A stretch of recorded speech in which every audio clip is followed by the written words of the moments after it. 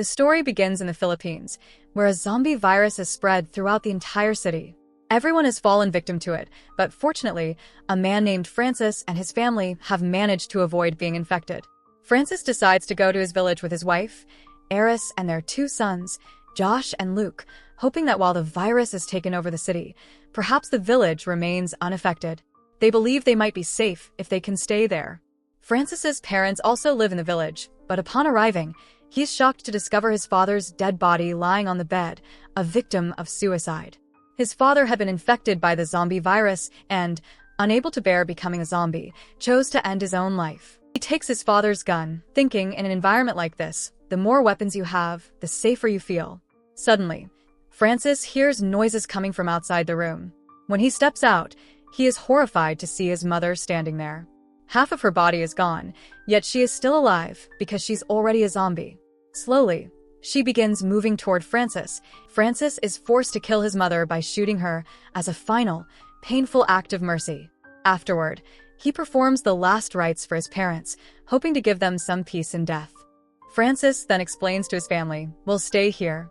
But there's tension between Francis and Eris, as they both seem unhappy and resentful toward each other, perhaps because of a recent argument. Later, they decide to go to a nearby store to collect essential supplies. When they arrive, they find the dead body of the caretaker, who had hanged himself to escape the zombies. They also discover some chickens trapped in cages. Francis instructs Josh to retrieve the key from the caretaker's dead body and release the chickens. Go quickly. Josh reluctantly approaches the caretaker's body and tries to take the key, but he's so frightened that he falls on the corpse in a panic, momentarily stopping his breath. Afterward, Josh runs to the pump to wash off the blood. Once he's gone, Eris questions Francis, "Why are you teaching Josh these things?" "He's just a child." Francis replies, "If you want to stay alive, you have to learn all of this." At this point, we also notice that Francis seems to favor Luke over Josh, paying him more attention. The reason behind this favoritism becomes clear later on. That night, as Francis and Eris check everything around the house, Francis becomes visibly nervous upon entering the basement. During his childhood, his father would punish him harshly for small mistakes, keeping him locked up in this very basement for entire days. Now, memories of those terrifying times return, haunting him. Eris comforts him, urging him to stay in control. Over dinner, Josh mentions that his girlfriend messaged him, saying that she and her family are going to a camp near the mountains, where there are other unaffected people. He suggests they go too, but Francis refuses. "There won't even be enough food at a camp," he argues. "Look around. We have everything we need here by God's grace." Eris, however, doesn't agree, as she too wants to leave the village. That night, Francis has a nightmare about his father torturing him, which unsettles him deeply. Haunted by these memories, he finally decides they can't stay in the village any longer. He agrees to go to the camp, and the family sets off in their van. However, when they reach a bridge, they find it blocked by a barricade. Eris tries to remove it, but a zombie suddenly appears and attacks her. Francis quickly shoots and kills the zombie, but the sound attracts more zombies. To fend them off, he throws a grenade, eliminating them all. Unfortunately, their van is now broken down, creating a significant problem as they have no other way to leave the village. With no choice left, they return to the village. The next morning, Francis heads alone into the forest, where he quietly repairs the van. This time, he doesn't tell anyone at home, as he has already made up his mind. He had decided that he would stay outside the village, where only his dreams could scare him, not the infected people. This is why he chose to stay there, and after fixing the lights and everything, he started playing with his children to entertain everyone. After some time, Josh and Luke were looking at old albums when they found a photo of Francis's brother. Seeing it, Luke said to Josh, "Have you noticed something? You look exactly like Papa's brother, and not like Papa." Josh was surprised to hear this and suddenly understood why his father seemed so angry with him. He realized that he wasn't actually Francis's son, but rather his brother's. As it turns out, Eris had an affair with Francis's brother, which resulted in Josh's birth. Later, Francis forgave her and took responsibility for raising both Josh and Luke. In the next scene, when Francis was outside, he was bitten by a dog. Eris bandaged him but insisted they see a doctor immediately to prevent rabies. Francis reassured her, saying, "The dog was wearing a collar, so it must be a pet dog. Don't worry, I'll be fine." Later, Josh told Francis, I want to do something for the family, to be useful when needed. Francis replied, You're still a child, son. But if you truly think you can help, would you be willing to take a life to protect us? Josh responded affirmatively, saying he could do anything to save the family. Francis then handed him a gun, asking him to take aim in front of him. Josh was terrified, but Francis kept pressuring him to help him overcome his fear. Eris and Luke arrived, alarmed, and told Francis, What are you doing? Josh isn't ready for this. Look how scared he is. Just then, the sound of the gunshot attracted nearby zombies. Francis and the others quickly rushed back into the house, but the zombies had already spotted them and began surrounding it. Just as the zombies were about to enter, a large car arrived, and its driver honked the horn to divert their attention. The zombies chased the car, sparing Francis and his family. Recognizing the car, Francis realized it belonged to his brother David, the same David who had an affair with Eris and was Josh's biological father. The next day, Francis went to meet David. David explained, I just came to check if our parents are safe. Francis coldly informed him, They're both dead, so there's no reason for you to stay here. Leave now, or I'll kill you. David replied, I'm not here to stay, and handed Francis a map, saying, I've heard there's a camp near the hill. If you want, come there for safety. David then left. Although Francis didn't want David's help, he couldn't bring himself to burn the map, thinking it might come in handy in an emergency. He returned home and immediately began boarding up the windows to prevent zombies from entering. Meanwhile, Josh found the map David had left, but before he could examine it further, Francis entered the room and threw him out. After this, Francis set up a Christmas tree, announcing, Today we're celebrating Christmas. The family members, confused, reminded him, But it's only September. Francis insisted, Today is Christmas and we'll celebrate it, his behavior hinting that his mental state might be starting to unravel. During dinner, Josh mentioned the map to Eris, who was surprised and asked Francis about it.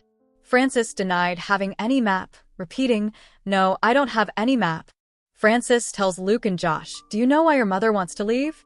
It's because she wants to meet her lover, David. She would have left you both months ago, but couldn't due to the virus.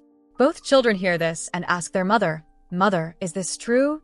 Eris replies, Yes, it's absolutely true, sons. I wanted to go to David. At this, Francis takes out the map in front of everyone, burns it, and says, No one will go anywhere. Everyone will stay here, and that's my final decision. After this, he barricades the main gate with a stick, declaring, I've seen zombies outside and they're very dangerous, so it's better to keep the door closed. Josh protests, You're lying. There are no zombies outside. You just want to keep us locked in here? Francis, already in a worsening mental state, snaps and angrily calls out to Josh, saying, How dare you speak to me like that? You're nothing but an illegitimate child, and you have no right to speak among us. Just then, an injured soldier knocks on the door. Francis yells, Go away. We won't let you in, but the soldier, who is not infected, is persistent. Josh eventually forces the door open and lets him inside. The soldier explains, I live in a camp near the hill, but it was attacked by zombies, and the entire camp was destroyed. A man named David saved me from the zombies and told me to come here for safety. He was a good person, but I don't know if he survived, as zombies had surrounded him when I escaped. Hearing this, Eris starts crying, realizing that David may be gone. She permits the soldier to stay. Francis tells the soldier, You can stay here, but you'll have to remain in the basement, away from my family. The soldier agrees. That night, Josh approaches Eris and says, I know Francis isn't my real father, which is why he doesn't love me. But I consider Francis and everyone else my family. I'm sure there's somewhere out there where we can live safely. Please let me go out and try to save everyone. Though hesitant, Eris finally relents to Josh's stubbornness, and Josh quickly sneaks away from the house. The next morning, Francis notices that Josh is missing and becomes furious. Realizing that the door was left open, he understands that Josh has run away. In his rage, he picks up a hammer and attacks the innocent soldier, killing him, and later knocks Eris unconscious. When she regains consciousness, she finds herself locked in the basement with Luke, realizing that Francis has completely lost his sanity. Outside the window, she sees the same dog that had bitten Francis earlier. Francis kills it, brings the meat to Eris and Luke, and offers it to them. When Eris refuses to eat, he angrily throws the plate away, spilling its contents, locking Eris and Luke back in the basement. Eris then devises a plan and tells Luke to shout loudly. When he does, Francis rushes to the basement to investigate. As soon as he steps inside, Eris attacks him, escapes with Luke, and locks Francis in the basement. This brings back terrifying memories for Francis, reminding him of the times his father would torture him in that very room. As Eris and Luke flee, they encounter David, now a zombie, who tries to attack them. They start running, but hearing David's voice enrages Francis, who breaks free from the basement, fearing for his family's safety. Just as David is about to reach Eris, Francis emerges and shoots David dead. Afterward, he confronts Eris, asking, "Why did you do this to me? I was trying to protect you all." But suddenly, they notice that David had bitten Luke on his hand, meaning Luke would eventually turn into a zombie. Terrified, Eris quickly gathers her courage, cuts off Luke's bitten hand, and bandages it. She then urges Francis, "Get the van. We need to get Luke to the hospital immediately." Francis runs to the van, but is shocked to see Josh there, with an injured hand of his own. Seeing Francis completely covered in David's blood, Josh assumes that, in his anger, Francis may have killed his mother as well. Panicked, he shoots at Francis. In his final moments, Francis gently touches Josh's cheek and says, "I always considered you my own son. Please forgive me if I hurt you." Hearing this, Josh realizes his terrible mistake. He apologizes, saying, "Father, please forgive me. I did this unknowingly." But by then, Francis has died. Seeing this, Josh is overwhelmed with grief, thinking, "What have I done to poor Francis?" He went to get the van for one son, to take him to the doctor as quickly as possible, and was killed by the other. Heartbroken, Josh returns home. Eris waits there, unaware that Francis is no longer alive. Now, neither Francis nor David remains to take care of their family. The poor woman is left to care for both her sons alone at a time when the virus is spreading everywhere. It's tragic, friends, that this family faced such an emotional and heart-wrenching end. So that's it. Hope you enjoy the story. Subscribe and press the bell icon for more videos.